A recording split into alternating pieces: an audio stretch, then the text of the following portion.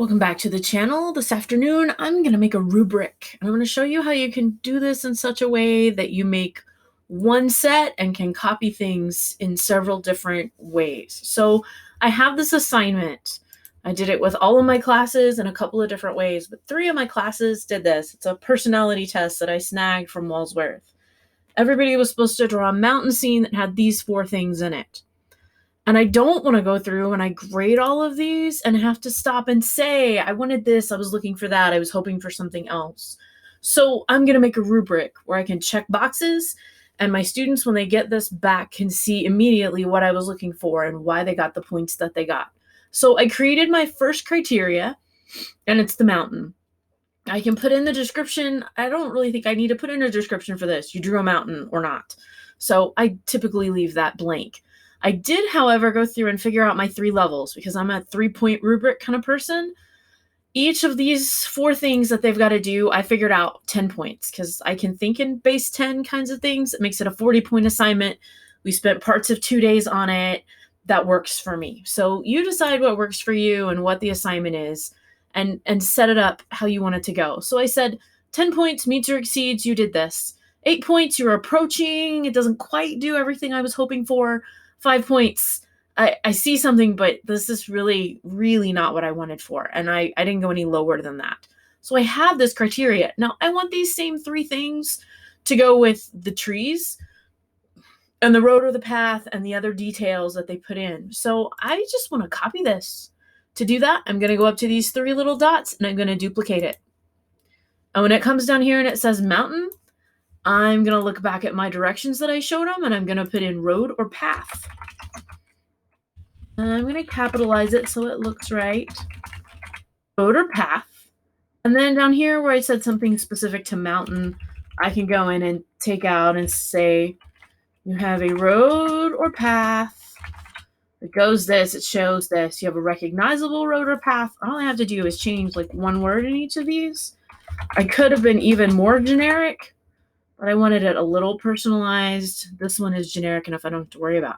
Now, I get to take that, and I'm going to duplicate it again, and I'm going to use this for the trees, because that was the next thing on here. And I'm going to take out road or path, right, and just put in trees.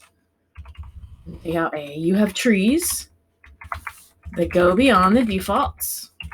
Shows that you experimented. You have recognizable trees. Take out this A. So again, I could have made this a little easier. Here's that. So there's trees. But it's still easier than having to retype all of those things again. I only have to duplicate it 1 more time, right? Mountain, road, path, trees, other details. So I'm going to go up here and say other details.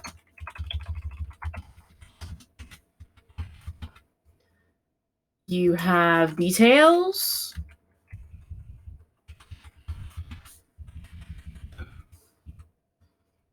You have recognizable. Change that a little bit more. You have some detail, but it doesn't do more. I'm not sure what I'm looking at. And suddenly I have my 40 points because it took the number of points. I could change that if I wanted to. I can put in other criteria, maybe here with other details. I give examples of details I've seen or something. But I have all of those points just like I want them, I think. And I can double check. Yeah, there's a typo right there. You have trees that go beyond the defaults. All right, so I'm going to go up here and save that rubric. And it's attached to first hour and this assignment. And I can save it all. And then I can start using it. Even better, I use this in third hour as well. These mountains. I used a different personality test with other classes. I'll show you how to do that in a second. So here's this assignment. Here's all the people. I haven't graded it yet. I'm going to go to edit. Down here to rubric, I'm going to say reuse rubric. And it's going to get me to third hour. I don't have any other rubrics. This is the first week of school. So there's not anything else there.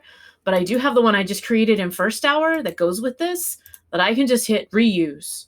And it's right here and it's saved. And when I'm ready to go grade them, after I get done with this video, I have the rubric I need. Pretty slick, I hope.